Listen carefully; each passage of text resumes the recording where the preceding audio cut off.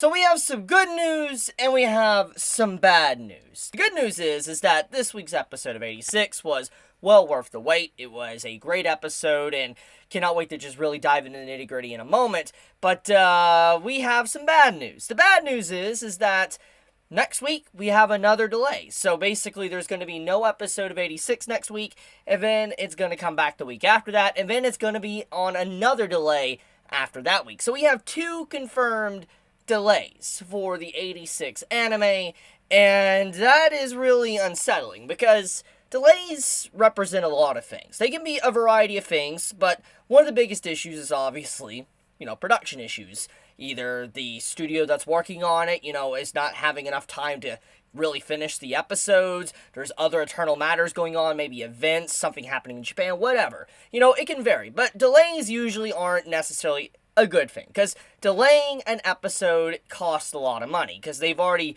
prepped the broadcasting and the episode time slot for when it's going to air in Japan, so it's really going to backfire if you keep having an episode delayed. So having multiple episodes delayed back to back like this is definitely concerning for a variety of reasons, and one of the things that I became very aware of recently is that apparently 86 was supposed to come out at the end of last year. Yeah, in 2020. Basically, 86 was supposed to come out in 2020, but it was delayed, and Aniplex really wanted to push this series out. And so A-1, not really having much say-so in the matter, is having to, pump out the series, get 86 out. So when you really just take a moment to think about what we're currently witnessing, it's truly unsettling and sad, because it's clear as day that everyone that is working on the 86 anime really love this series and they're passionate about their work, because I have heard many times over the course of the beginning of 86, light novel readers have told me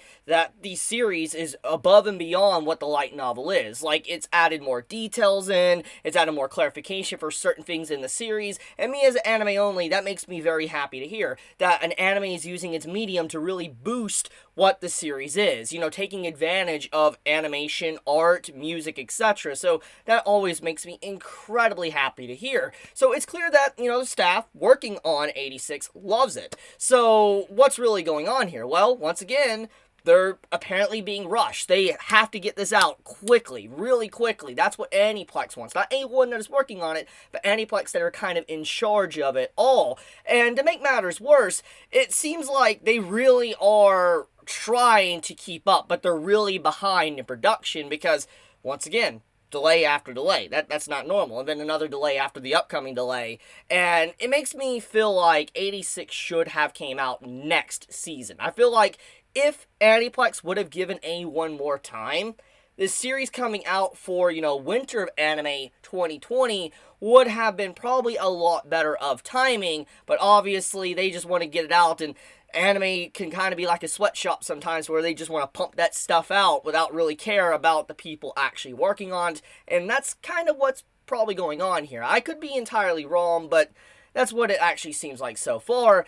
But, yeah, let's just dive into the episode. I don't want to just talk about doom and gloom and sadness of, what's going on with the 86 anime behind the scenes. I do want to talk about the passion and the work ethic that has obviously been put in to this episode after it was delayed last week.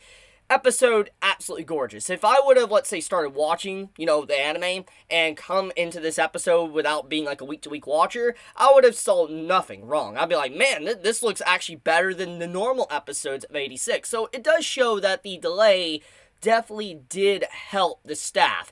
But at the same time, how long can they keep this up? The stress of, the constant deadline being right there, itching at their back until they pull them back into the darkness, basically. I wonder how long they can really keep up with this excellent work that's going above and beyond, because this episode is outstanding for a variety of reasons.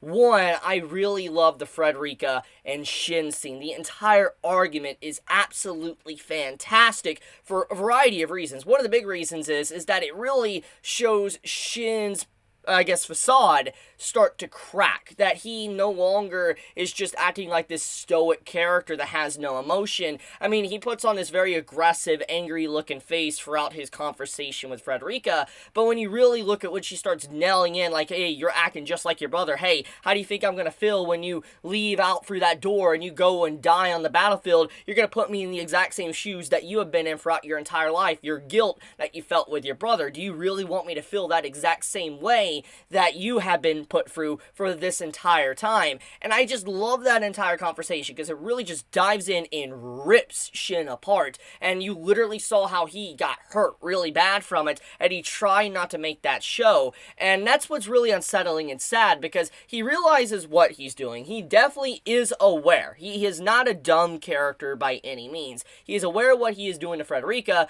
but at the same time, he also has his pride as a soldier. He also has other reasons to go on the battlefield that isn't necessarily taking care of Curie, Frederica's knight. He's probably thinking of Lena. We gotta remember that from Shin's perspective, Lena is potentially dead. That is something that definitely needs to be kind of nailed in for everybody to understand, is that, he believes, thanks to the Republic basically getting annihilated in the last episode we got, that he believes that Lena is probably among the voices of the Legion, and he is probably listening in to the voices to try to find Lena. And that is probably why he is so dead set on actually going to the battlefield. It's not necessarily for Frederica. It's not necessarily for, anyone else a part of his squad. It's not even necessarily for himself. He just wants to, silence Lena if she really is a part of the Legion. And he believes that most likely she is. So it's a really sad depiction, honestly, because he's doing the exact same thing he did at the end of the first Corps. He's going out to end someone to silence them for good, but he's not doing it for something that's obvious. For instance, like his brother, he's not doing it for, let's say Frederica, he's doing it for Lena, trying to make sure she doesn't suffer as a part of the Legion.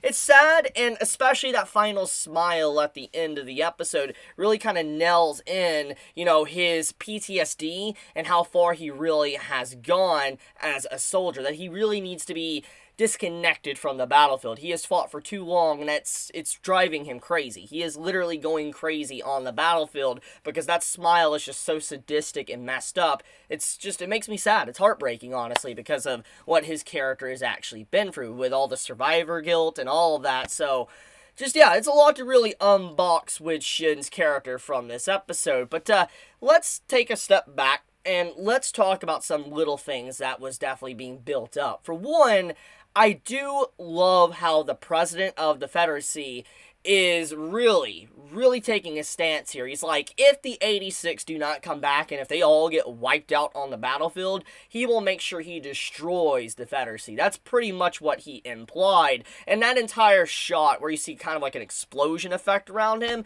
it makes me feel like maybe he has some form of, device to just get rid of the entirety of their country. That's what I'm believing, especially just because of that overall scene. I could be wrong there, but whatever the case may be, he definitely is willing to just throw his country to the side if they really don't follow the ideals he actually wants, which makes a lot of sense. He's the leader of a nation, and he wants to have the nation have a righteous path. He wants to, children, even 86 children, to be happy, safe, and be able to live a long, healthy life. And if his nation won't do that and they're throwing away their values just for their own personal safety, he doesn't want to be a part of that nation anymore. And that's kind of what's being implied there. I do like the setup with the character, and I feel like something really ominous and bad is going to happen if something does happen to the 86, which, let's be honest here, something is probably going to happen to the 86 because, someone's going to die. It's been relatively mostly a peaceful second half of 86. Yeah, we've had a few sad scenes, don't get me wrong, but it's like, we haven't had the main cast, the characters that, we're really bonded with. So when you really put that in perspective, it makes you worry for them because it's like, who is going to die? And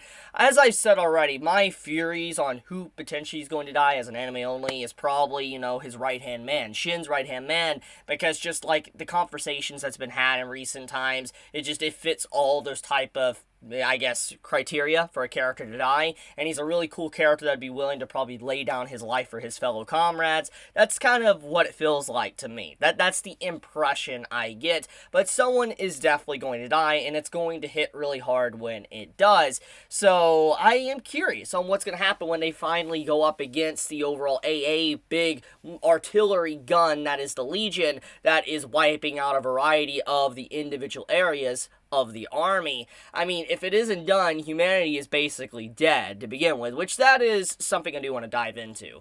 So, even though Shin is obviously going for his own personal reasons to probably silence Lena, at the same time, they really don't have any other choice, because it's like, hypothetically, if Lena is still alive, like Shin might be thinking this, I could be wrong, because obviously we haven't heard his inner psyche, this isn't the light novel, he might think if Lena is somehow potentially alive, him getting rid of the Morpho, I think that's how you call it, if he gets rid of it, there is still a likely possibility he could save a lot more people, so it's worth going in, because if they don't stop it, humanity dies. They're all going to die. So they have no choice. There literally is no choice. Obviously, there's other reasons, why they're being shoved in. You have the entire Confederacy basically throwing them to the wind because, they want to use this as a way to get rid of them because they're a threat.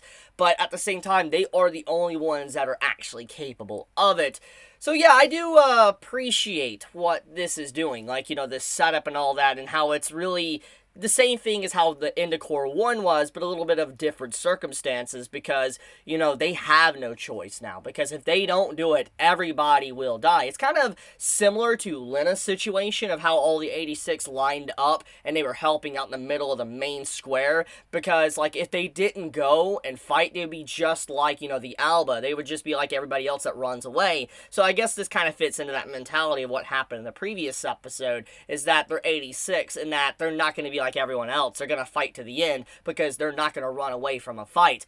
I do appreciate that little detail. I wonder if that was actually what this episode was implying.